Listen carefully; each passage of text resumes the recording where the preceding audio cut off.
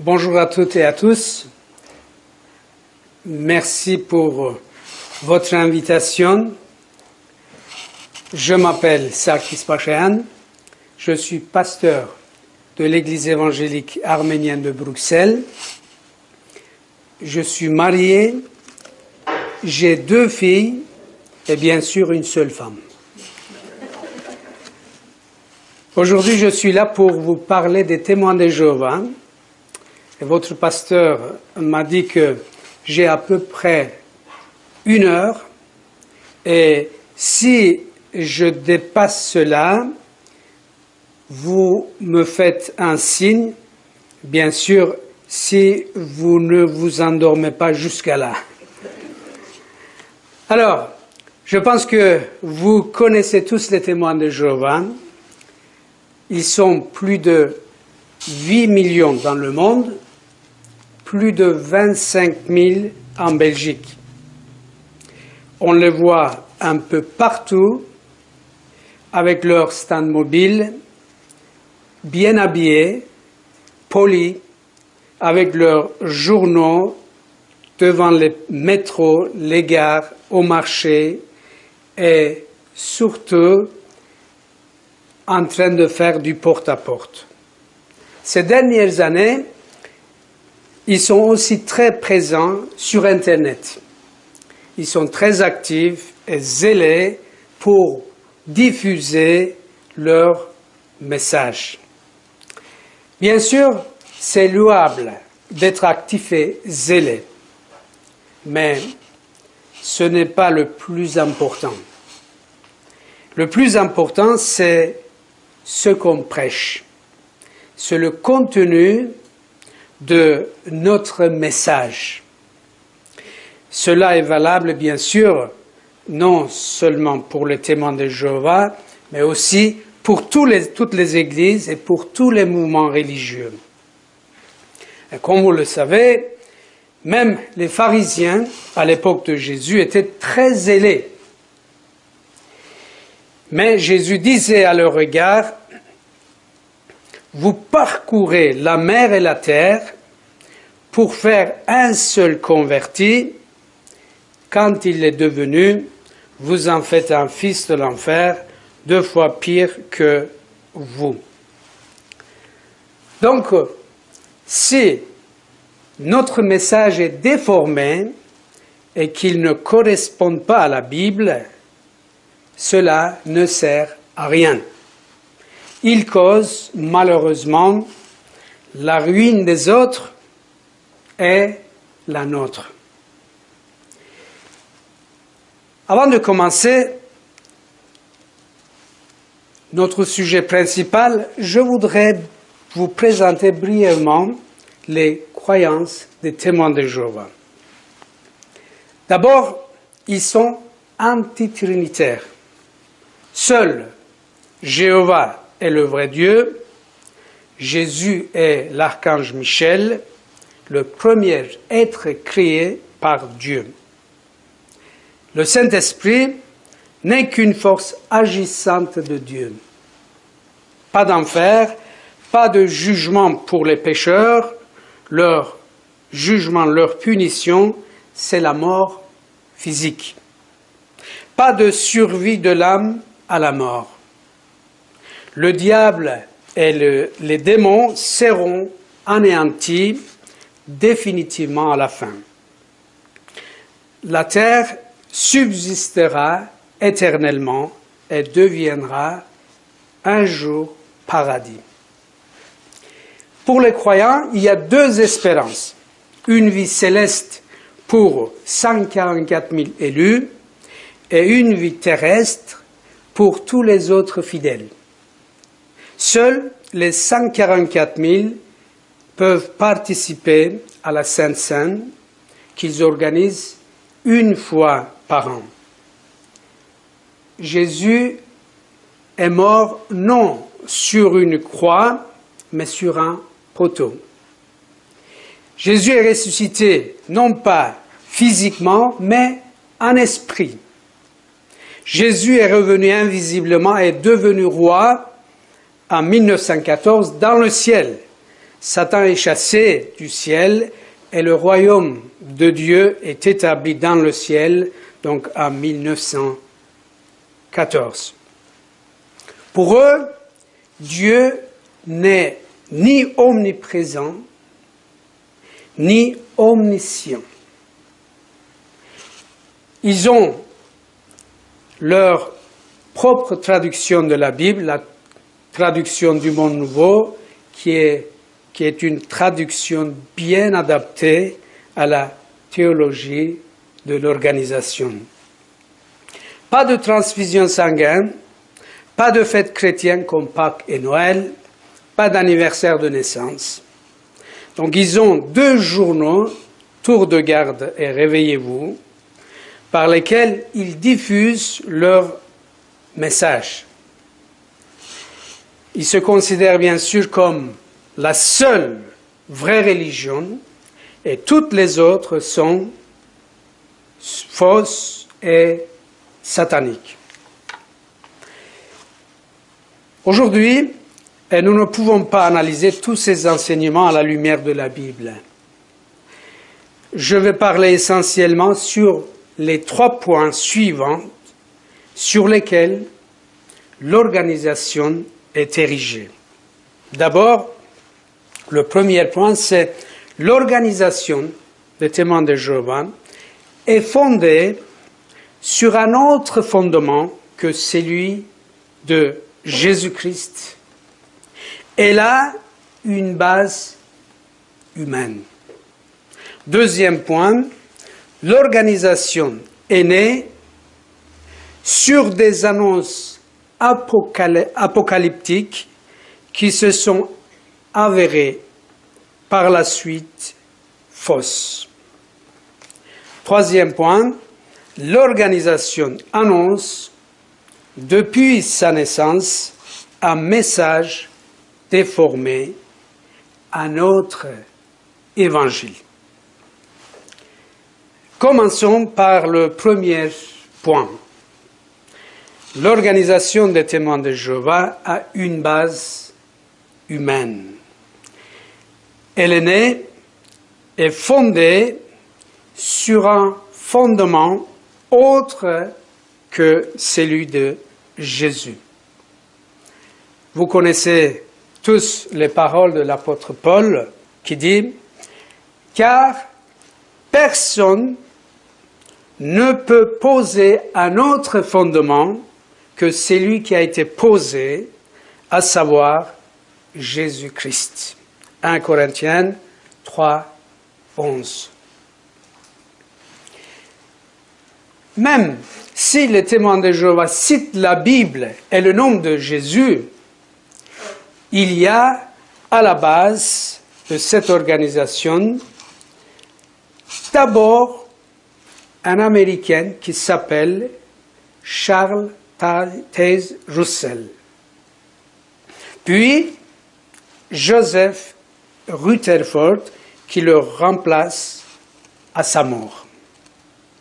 Et ensuite, la base de ce mouvement devient une organisation, une classe spéciale appelée esclaves, fidèles et avisés. Bien sûr, les témoins de Jéhovah répètent sans cesse qu'ils ne sont pas des disciples d'un maître humain, qu'ils ne suivent pas un homme, mais qu'ils suivent Jésus-Christ et la Bible. Mais les faits historiques nous montrent une autre réalité. À la base de cette organisation se trouve en réalité une seule personne, Charles Taze Russell. C'est lui qui a fondé cette organisation en 1879. Et c'est bien lui qui a fixé toutes les croyances. L'organisation est bien bâtie sur la personne et sur les interprétations de Russell. Les premiers témoins de Jéhovah, à cette époque, ils s'appelaient étudiants de la Bible, ils étaient bien les disciples, les étudiants d'un homme, c'est-à-dire de Russell. Et ceux d'aujourd'hui en sont bien les héritiers. Quand nous lisons les premiers écrits de l'organisation, nous voyons bien que Russell était accepté par tous les premiers témoins de Jéhovah comme un élu de Dieu, un prophète de Dieu, comme la bouche et la voix de Dieu.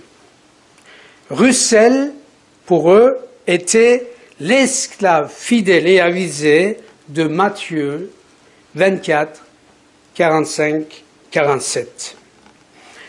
Il était considéré comme le seul canal employé par Dieu pour les derniers jours.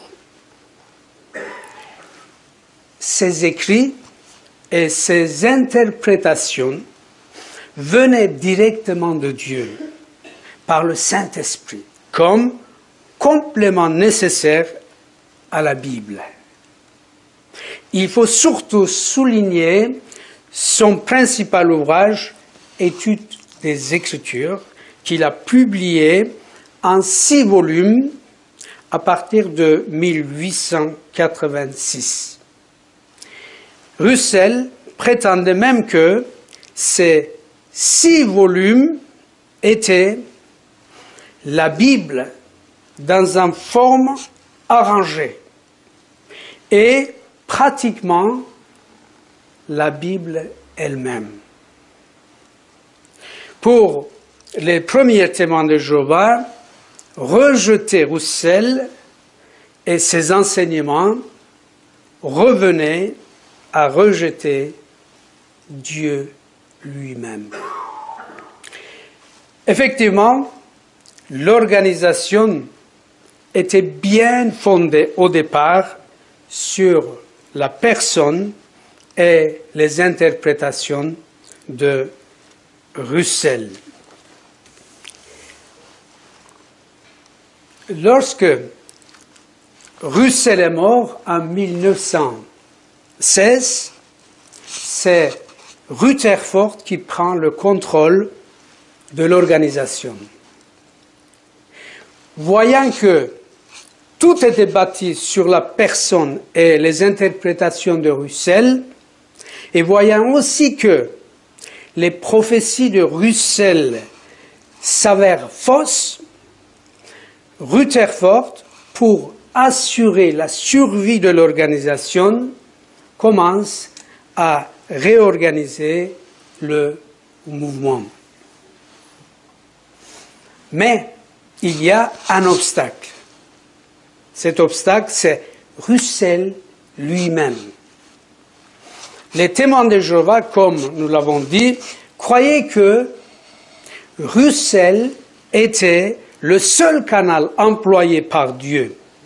Ils croyaient que toutes les lumières divines avaient déjà été données par Russell au peuple de Dieu. Il ne fallait pas les annuler ou les modifier, mais accepter tels qu'ils étaient. Rutherford, avec beaucoup de tact, commence à enseigner que s'attacher à Russell à ce point et dire qu'il est l'unique canal, l'esclave fidèle et avisé de Matthieu 24, signifie en effet le culte de la personnalité, une idolâtrie. Alors, il lance l'idée que l'esclave fidèle et avisé n'est pas une seule personne, mais un groupe spécial composé de 144 000 personnes. Et il lance aussi l'idée que la lumière et les vérités bibliques ne se sont pas arrêtées avec la mort de Russell, mais commencent davantage à luire à partir de l'année 1918. Avec cette idée de la lumière divine grandissante, Rutherford impose ces nouveaux enseignements. En s'intégrant aussi dans ces 144 001, il se charge d'une autorité spirituelle. Il se présente comme le porte-parole de Dieu sur terre.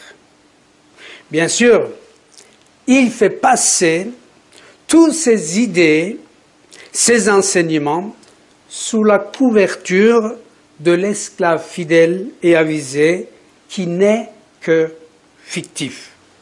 En réalité, c'était lui seul qui dirigeait et décidait tout. Nous pouvons même dire que le vrai fondateur des témoins de Jéhovah actuels n'est pas Russell, mais bien Rutherford. Donc, depuis Rutherford, petit à petit, on a mis de côté Russell et à sa place, on a érigé la conception de l'organisation théocratique représentée par quelques personnes à Brooklyn. Tout ce qu'on affirmait par rapport à Russell, maintenant, on les affirme et on les applique à l'organisation. Mais là, il y a un non-sens. D'un côté, on pratique le culte de la personnalité lorsqu'on accepte Russell comme esclave fidèle et avisé, le canal de Dieu ou le prophète de Dieu.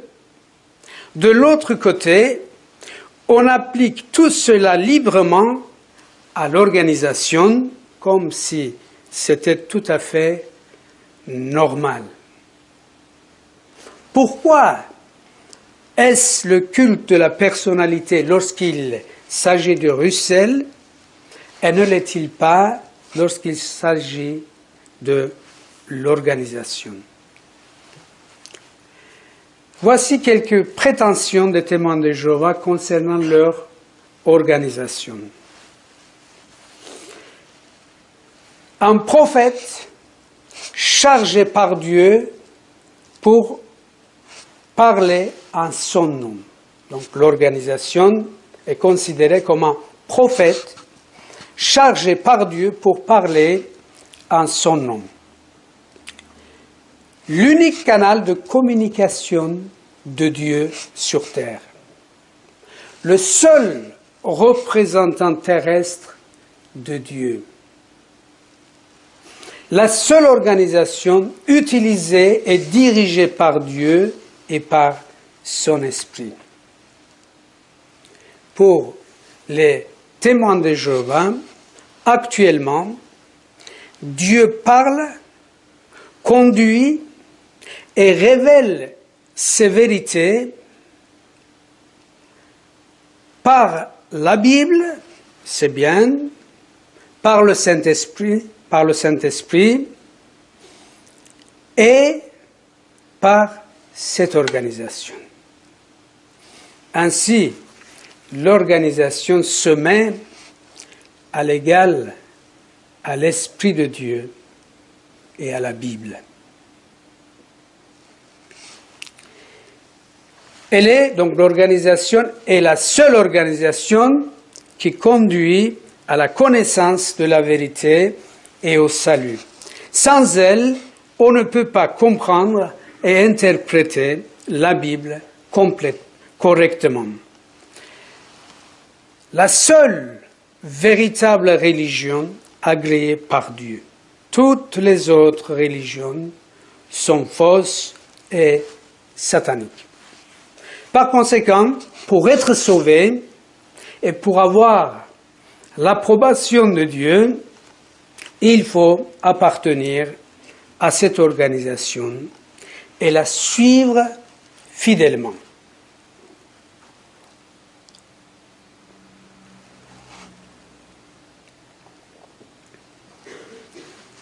L'organisation exige et demande de suivre l'organisation et ses directives comme la voie de Dieu. Il ne faut jamais se rebeller contre l'organisation. Toute révolte contre elle est dirigée contre Dieu. Il faut lui montrer une obéissance absolue et un respect total. Depuis 1985, ceux qui veulent devenir témoins de Jéhovah doivent promettre la loyauté et la fidélité envers l'organisation, en répondant surtout à cette deuxième question posée aux candidats au baptême. Donc la question est la suivante. Comprenez-vous quand vous faisant baptiser après vous être voué à Jéhovah, vous montrez que vous devenez témoin de Jéhovah et que vous appartenez désormais à l'organisation qu'il dirige par son esprit. Donc, vous montrez que vous devenez témoin de Jéhovah par votre baptême et que vous appartenez désormais à l'organisation qu'il dirige par son esprit. Donc, il s'agit bien ici d'appartenir à l'organisation. Donc, tout ça pour vous dire que cette organisation est centrée et érigée non pas sur Jésus-Christ et sur la Bible, mais sur un autre fondement, sur une organisation humaine. Les témoins de Jéhovah sont attachés à cette organisation au point de lui rendre un culte idolâtre. Tout tourne autour de la conception d'organisation qui est dirigée par l'Esprit de Dieu. Cela est bien un autre fondement. Oui, comme la Bible dit, personne ne peut poser un autre fondement que celui qui a été posé, à savoir Jésus-Christ. Alors, j'arrive à mon deuxième point. L'organisation est née et lancée sur des annonces apocalyptiques qui se sont avérées fausses par la suite. Quand nous étudions l'histoire, nous voyons que depuis sa fondation jusqu'à aujourd'hui, l'organisation a fixé et a annoncé plusieurs dates pour la fin du monde. En effet, ce sont ces annonces et ces attentes qui sont à l'origine de la naissance de cette organisation, de son développement et de sa progression dans le monde. Savez-vous que Russell avait créé et lancé ce mouvement pour proclamer le message que Jésus est de retour ou présent depuis 1874 invisiblement et que la fin du monde aura lieu en 1900 1914. Le paradis sera établi à cette date-là sur toute la terre. Depuis sa fondation en 1879 jusqu'en 1914, pendant plus de 30 ans, c'était leur message. Donc, Jésus est de retour en 1874 et la fin du monde aura lieu en 1914. Même le but principal de la création du journal de la Tour de Garde était bien de diffuser à l'humanité ce message. De sorte que les premières Tours de Garde portaient ce titre. Enfin, j'ai un exemplaire. Alors, le titre c'est « La Tour de Garde est messagère de la présence de Christ ». Donc, ça veut dire la présence de Christ en 1874. Mais ce message qu'ils ont annoncé pendant plus de 30 ans, Jésus est de retour en 1874, et la fin du monde aura lieu en 1914, donc la terre sera paradis. Alors donc, quand en 1914, rien n'est arrivé, tout s'est avéré faux, donc c'était un échec total. La date de 1914 est une preuve incontestable que cette organisation et son message étaient faux. Une invention humaine qui ne venait pas de Dieu. Rutherford, qui a remplacé Russell, a complètement modifié ce message. Pour la survie de son organisation, c'est alors qu'il a inventé l'idée qu'en 1914, le royaume de Dieu était né et établi non sur terre, mais dans le ciel. Il a tout simplement transféré le lieu de sa réalisation de la terre dans un domaine céleste invérifiable. Bien sûr, Rutherford aussi a annoncé plusieurs dates pour la fin du monde. D'abord, la date de 1918, puis 1925, et ensuite les années 1940, les années 40. Le résultat était encore un échec total. De 1940 à 1965, l'organisation insiste sur l'idée qu'avant la disparition de la génération de 1914, la fin surviendra. Le résultat, un échec total.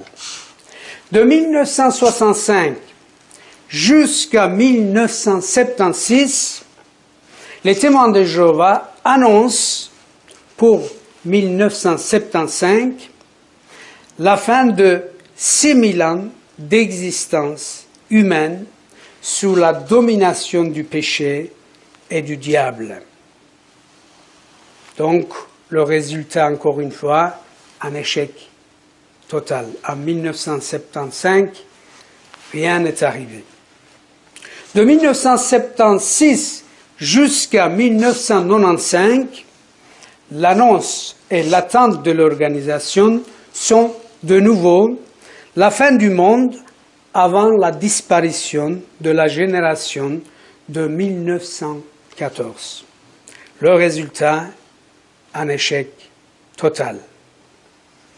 Ainsi, Toute l'histoire de l'organisation se résume en effet en différentes annonces apocalyptiques, en prophéties mensongères qui se terminent chaque fois par un échec complet. Donc, à la lumière de Deutéronome 18, 21, 22, nous pouvons dire que cette organisation est bien un faux prophète. Nous y lisons ceci. Peut-être diras-tu dans ton cœur, comment reconnaîtrons-nous la parole que l'Éternel n'aura pas dite? Quand ce que dira le prophète n'aura pas lieu et n'arrivera pas, ce sera en parole que l'Éternel n'aura pas dite. C'est par arrogance que le prophète l'aura dite. N'ayez pas peur de lui. Alors on peut poser la question, comment l'organisation a survécu à toutes ces fausses prophéties? Tout simplement, en utilisant abusivement la théorie de la lumière qui va en grandissant. De Proverbe 8, 14. Donc quand il y a une prophétie qui ne s'accomplit pas, alors ils ont dit on s'est trompé, la lumière, chaque fois donc ça agrandit, alors donc avec ça, ils font oublier. Alors jusqu'à maintenant, l'organisation utilise cette théorie pour justifier leur nouvelle vue et pour camoufler leurs erreurs du passé. Et en réalité, on peut même dire que c'est grâce à cette fausse théorie que l'organisation est née, s'est développée et continue toujours à exister. Voilà, pour résumer, jusqu'à ici, nous avons vu 2 points. L'organisation est basée, le premier point, l'organisation est basée sur un fondement autre que Jésus-Christ et la Bible. Elle a une base humaine. Donc, deuxième point, l'organisation est née et lancée sur des annonces apocalyptiques qui se sont avérées fausses par la suite. Maintenant, nous arrivons au troisième point, qui est l'organisation annonce depuis sa naissance un message déformé, un autre évangile. L'organisation déforme en effet l'évangile du royaume, l'évangile du salut en Christ. Donc, l'organisation déforme l'évangile du royaume de Dieu et l'évangile du salut en Christ. Commençons par l'évangile du royaume. Les témoins de Jéhovah citent très souvent Matthieu 24, 14, où Jésus dit « Cette bonne nouvelle du royaume sera proclamée dans le monde entier pour servir de témoignage à toutes les nations. Alors viendra la fin. » Pour les témoins de Jéhovah, le royaume de Dieu est un sujet favori. Mais quel est en effet le contenu de l'évangile du royaume qu'ils prêchent partout, à travers des livres, des journaux et du porte à porte? Voici la réponse de l'organisation. Selon la chronologie biblique et les prophéties déjà réalisées, le royaume de Dieu a été établi dans les cieux avec Jésus-Christ pour roi en 1914. Tour de garde, 1er août 2004, page 4-7. Une autre citation. C'est donc en 1914 que Jésus est revenu d'une manière invisible et sans fanfare. Et seuls ses serviteurs fidèles se sont rendus compte de son retour. Le plus grand homme de tous les temps, chapitre 132. À propos de l'évangile à annoncer, il déclare ceci. Aujourd'hui, il faut annoncer la bonne nouvelle que Jésus-Christ est de retour, que le royaume de Dieu et du Christ est établi et domine déjà dans les cieux, et que, sous peu, Satan, ses angéniques et ses serviteurs sur la terre seront anéantis. Cette bonne nouvelle du royaume, page 18. Est-ce que vous arrivez à saisir le contenu de l'évangile du royaume des témoins de Jéhovah? En effet, ils enseignent que Jésus-Christ est déjà revenu. Quand? En 1914. Comment? Invisiblement. Et que le royaume de Dieu est établi et domine déjà. Où? Dans le ciel. Depuis quand? Depuis octobre 1914. Mais que dit la Bible à propos de cet évangile du royaume qui est déjà établi dans le ciel et du retour invisible du Christ depuis 1914? Avant tout, la Bible déclare très clairement que personne ne connaît la date ni du retour de Christ, ni du rétablissement du royaume de Dieu. Vous connaissez les versets, Matthieu 24, 36, 42. Pour ce qui est du jour et de l'heure, personne ne le connaît. Ni les anges des cieux, ni le Fils, mais le Père seul. Et Actes, chapitre 1, verset 6, 7. Seigneur, est-ce en ce temps-ci que tu vas rétablir le royaume pour Israël? Il leur répondit, il ne vous appartient pas de connaître les temps et le moment que le Père a fixé dans sa propre autorité. Et la Bible nous parle toujours d'un royaume à venir et d'un Christ qui va venir bientôt. Donc il y a des versets pour ça aussi. Donc convertissez-vous, car le royaume de Dieu est proche. Marc 1, 14, 15. Un chemin, prêchez et dites, le royaume des cieux s'est approché. Matthieu 10, 7. Bien sûr, nous connaissons bien quand Jésus dit, Apocalypse 22, 20, oui, je viens bientôt. Et Philippiens 3, 20, nous lisons, pour nous, notre cité est dans les cieux. De là, nous attendons le Seigneur Jésus-Christ. Et Jacques nous dit, soyez patients, car le retour du Seigneur est proche.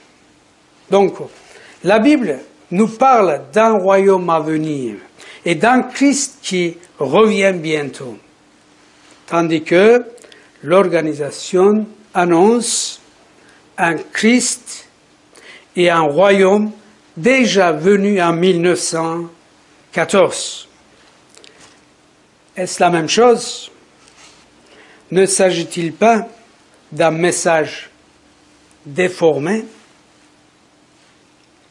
De plus, la Bible enseigne très clairement que le retour de Christ se réalisera non pas invisiblement dans un domaine céleste, mais visiblement sur cette terre.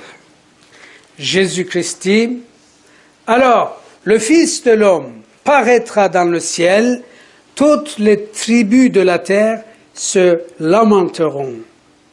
Et elles verront le Fils de l'homme,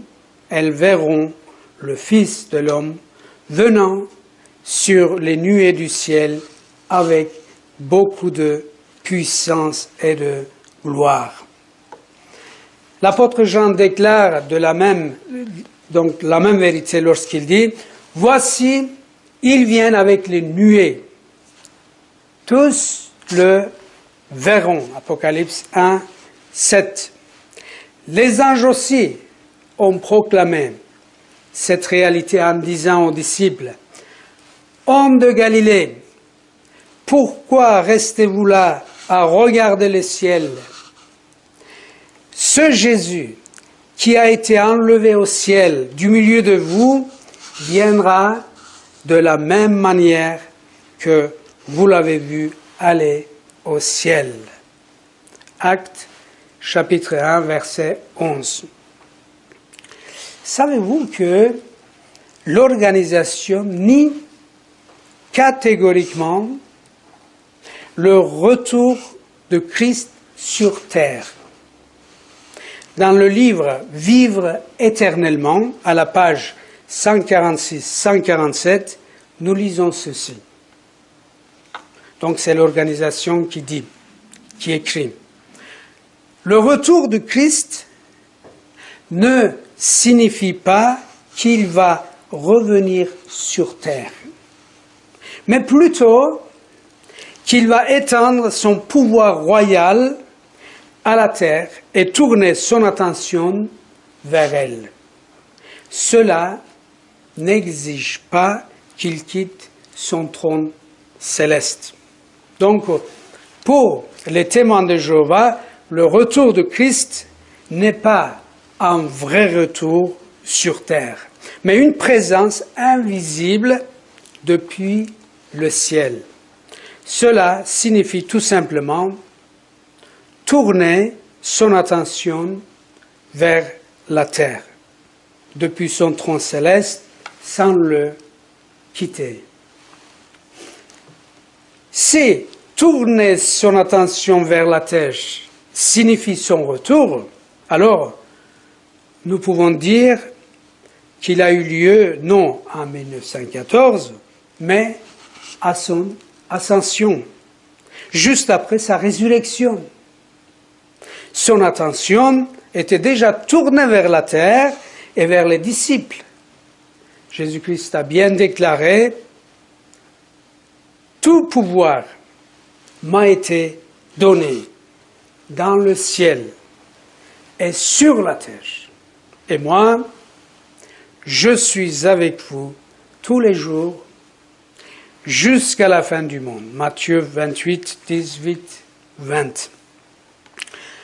De plus, dire encore que Christ a attendu jusqu'en 1914 pour être roi, pour être intronisé, ne correspond pas non plus avec ce que notre Seigneur dit. Apocalypse 3, 21, Jésus dit « Le vainqueur, je le ferai asseoir avec moi sur mon trône, tout comme moi aussi, j'ai vaincu et me suis assis avec mon Père sur son trône. » Donc, il était déjà, à sa résurrection, quand il est monté au ciel, il était déjà assis sur son trône. Donc, Jésus-Christ n'a pas attendu jusqu'en 1914 pour être intronisé. À son ascension, il avait déjà tout pouvoir il était déjà assis sur son trône. Les déclarations suivantes de l'organisation montrent clairement que les témoins de Jéhovah sont en train de prêcher un autre évangile, un évangile déformé du royaume. Écoutez bien ce que l'organisation déclare. Ainsi, en 1914, le bon message du royaume de Dieu à venir n'avait plus sa raison d'être. Donc, le royaume de Dieu à venir n'avait plus sa raison d'être. Le message que les chrétiens ouins de l'Esprit doivent prêcher, les témoins de Jéhovah prêcher, doit désormais être le message du royaume de Dieu venu. Ce doit être le message du royaume de Dieu né, établi dans les cieux. Tour de garde, 15 avril 1958, page 120. Cet évangile concernant le royaume de Dieu établi en 1914 est tellement important qu'il est devenu le principal but de leur périodique de la tour de garde. Avant, on avait dit, donc, la tour de garde messagère de la présence de Christ, donc 1874. Maintenant, ils ont changé ça. Alors, qu'est-ce qu'ils ont mis? La tour de garde annonce le royaume de Jéhovah. Et en fait, ils veulent dire le royaume de Dieu établi dans les cieux en 1914. Donc, la tour de garde, en effet, donc, diffuse ce faux royaume supposé établi en 1914, et cela depuis plus de 100 ans. Donc, chaque tour de garde est un témoignage, une preuve de l'évangile faussé du royaume de Dieu.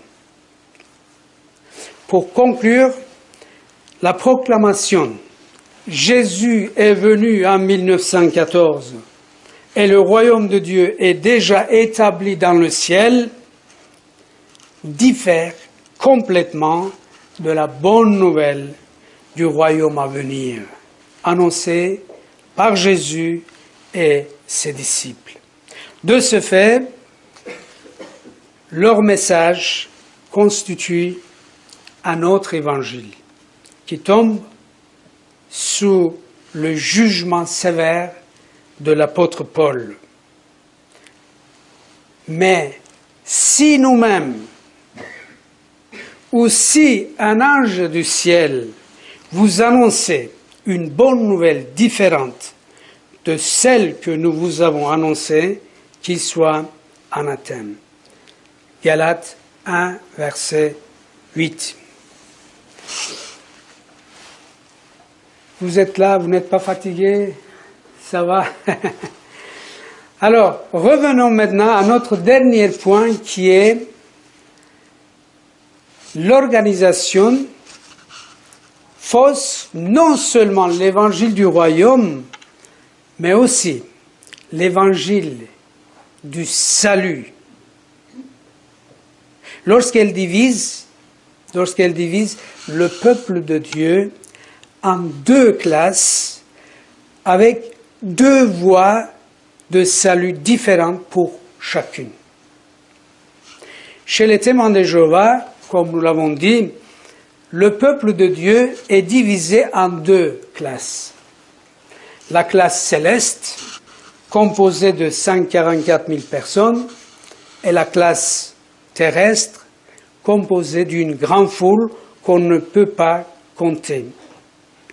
Donc il y a deux programmes de salut différents pour chaque classe.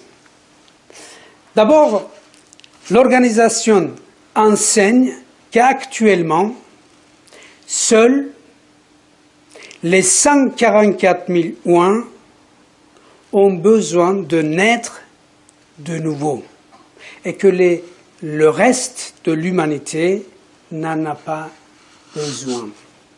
C'est terrible. Seuls les 144 000 ont besoin de naître de nouveau et les autres n'en ont pas besoin. L'organisation dit « Peu de gens sont appelés à naître de nouveau. » Quoi de plus normal, puisqu'il s'agit d'une récompense très particulière. L'apôtre Jean nous indique leur nombre exact, 144 000 Israélites spirituels. Tour de garde, 1er mars 1982, page 6.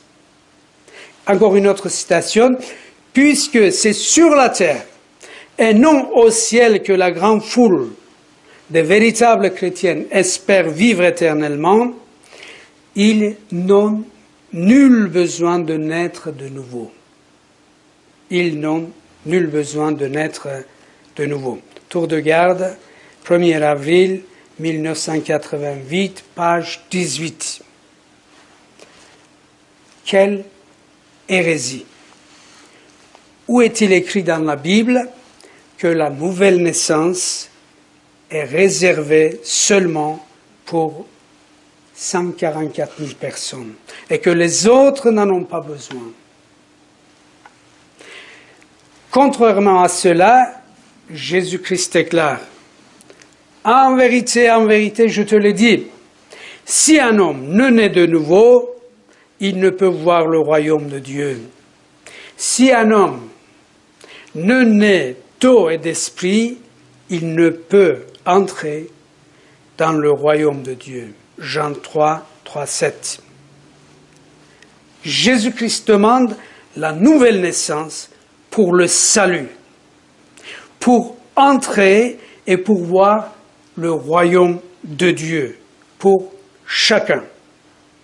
Tandis que l'organisation la limite aux 144 000 personnes. Qui dit la vérité? Qui faut-il écouter et suivre?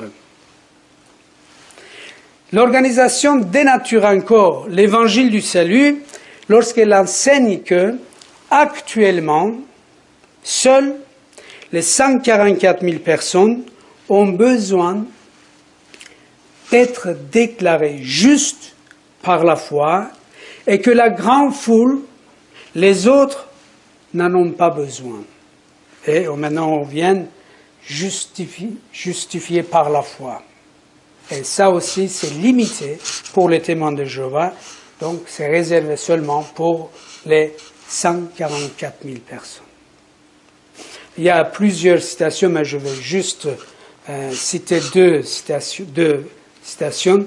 Alors, pour cette raison, ni maintenant, ni alors, ils ne seront justifiés ou déclarés justes comme les 144 000 co-héritiers célestes du Christ qui ont été justifiés alors qu'ils étaient encore dans la chair. Les membres de la grande foule ne passeront pas de la nature humaine à la nature spirituelle et par suite, ils n'ont pas besoin d'être justifiés par la foi et de se faire imputer la justice comme les 144 000 élus. La vie éternelle dans la liberté des fils de Dieu, page 391. Les autres membres obéissants de l'humanité seront déclarés justes pour la vie éternelle après avoir subi l'épreuve avec succès à la fin du règne millénaire du Christ. Tour de garde, 15 février 1955, page 61-62. Donc, la justification par la foi n'est valable actuellement que pour les 144 000 personnes. Les autres doivent encore attendre la dernière épreuve à la fin du millénium. L'organisation nie ainsi un enseignement fondamental de la Bible, un enseignement de base des réformateurs, la justification par la foi de tout pécheur. Pourtant, la Bible enseigne très clairement que tous les êtres humains sont pécheurs. Et ils ont tous besoin d'être justifiés devant Dieu pour leur salut. Sans cette justification, ils seront perdus à jamais. L'apôtre Paul nous dit, car tous ont péché et sont privés de la gloire de Dieu, et ils sont gratuitement justifiés par sa grâce, par le moyen de la rédemption qui est en Jésus-Christ. Romains 3, 23-26. En allant encore plus loin, l'organisation enseigne que Jésus-Christ est uniquement l'intermédiaire de 144 000 élus. Jésus-Christ est l'intermédiaire uniquement 144 000 élus. Voilà encore quelques citations. Ainsi, au sens biblique et restreint du terme, Jésus n'est médiateur que pour les chrétiens ou un seulement. Tour de garde, 15 juillet 1979, page 31. Une autre citation, pareillement, Jésus-Christ, le grand Moïse, ne fait pas fonction de médiateur entre Jéhovah et l'humanité tout entière. Il est médiateur entre Jéhovah et la nation de l'Israël spirituel, dont les membres se limitent à 144 000.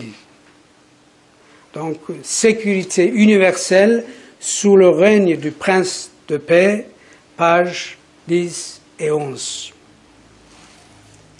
Encore une prétention blasphématoire de la part de l'organisation concernant l'œuvre de la médiation du Christ. La Bible déclare par contre à ce propos, elle dit, il y a un seul Dieu et aussi un seul médiateur entre Dieu et les hommes, Jésus-Christ, homme, qui s'est donné lui-même en rançon pour tous. 1 Timothée 2, verset 6. L'organisation déforme encore l'évangile du salut lorsqu'elle renie le châtiment et le jugement à venir des pécheurs. Les méchants incorrigibles seront anéantis définitivement à leur mort. Il n'y aura pas de résurrection, pas de jugement, pas d'enfer, pas de punition pour les péchés commis ici-bas. L'organisation présente l'enfer comme l'anéantissement total de la personne et le jour de jugement comme un jour heureux pour toute l'humanité. En effet, pour eux, le jour de jugement, c'est le règne millénaire de Christ. Donc le jour de jugement, c'est le règne de Christ, le 1000 ans. Alors donc, je vais encore dire une dernière chose, ainsi je vais terminer mon sujet. L'organisation des témoins de Jéhovah dénature la voie du salut lorsqu'elle fait dépendre le salut de l'homme de l'attachement à leur organisation. Donc pour eux, pour être sauvés, il faut s'attacher à l'organisation. Alors donc, il y a une citation, « Une seule arche traversa le déluge. Une seule organisation, l'organisation visible de Dieu, traversera la grande tribulation imminente. Pour obtenir la vie éternelle, il vous faut appartenir à l'organisation de Jéhovah et faire la volonté divine. » Donc, pour obtenir la vie éternelle, il vous faut appartenir à l'organisation de Jéhovah et faire la volonté divine. Vous pouvez vivre éternellement, donc page 255. Pourtant, la Bible est très claire à ce sujet. Notre salut ne dépend pas de notre appartenance à une quelconque organisation religieuse, mais de notre acceptation de Jésus-Christ en tant que notre Seigneur et Sauveur. L'apôtre Paul dit, « Si tu confesses de ta bouche le Seigneur Jésus, et si tu crois dans ton cœur que Dieu l'a ressuscité d'entre les morts, tu seras sauvé. » Donc Romains 10, verset 9. Il n'est pas question ici d'appartenance à une organisation, mais à Jésus-Christ. Jésus dit encore, « Venez à moi, vous tous qui êtes fatigués et chargés, je vous donnerai du repos. » Donc, il faut aller vers Jésus et non à une organisation ou à une église pour être sauvé. Pour conclure, la voie du salut ouverte par la rançon, par la mort de Christ, est la même pour tous ceux qui croient et acceptent Jésus-Christ. Il n'y a pas deux voies, il n'y a pas deux évangiles ou deux sortes de salut pour l'humanité. Sachez que la rançon du Christ est efficace et valable pour toute l'humanité. Elle assure dès maintenant le salut de tous ceux qui placent leur confiance en Jésus-Christ.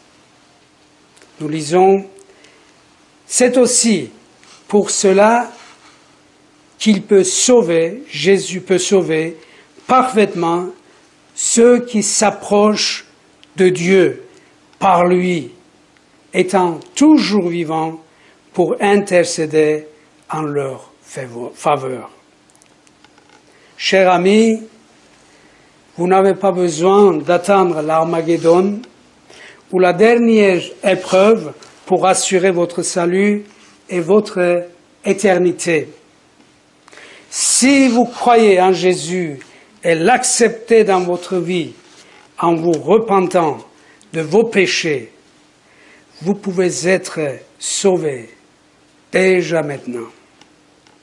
La mort, la rançon du Christ peut vous justifier et vous sauver complètement. Elle peut vous donner déjà maintenant le droit de devenir les fils de Dieu en vous faisant naître de nouveau. Voilà le message du salut de la Bible à annoncer à l'humanité. Déformer ce message du salut en le limitant par un nombre précis constitue en effet un autre évangile condamné par l'apôtre Paul. Restons vigilants et ne soyons pas écartés du grand salut préparé pour nous. Comme l'auteur de l'Épître aux Hébreux dit, comment échapperons-nous si nous négligeons un si grand salut? Alors donc, pour résumer, on a vu 3 points. L'organisation est fondée sur un autre fondement que celui de Jésus. Elle a une base humaine. Deuxième point, l'organisation est née sur des annonces apocalyptiques qui se sont avérées fausses par la suite. Troisième et dernier point, l'organisation annonce depuis sa naissance un message déformé, un autre salut. Donc un message déformé du royaume de Dieu et un message du salut déformé. Merci de votre attention.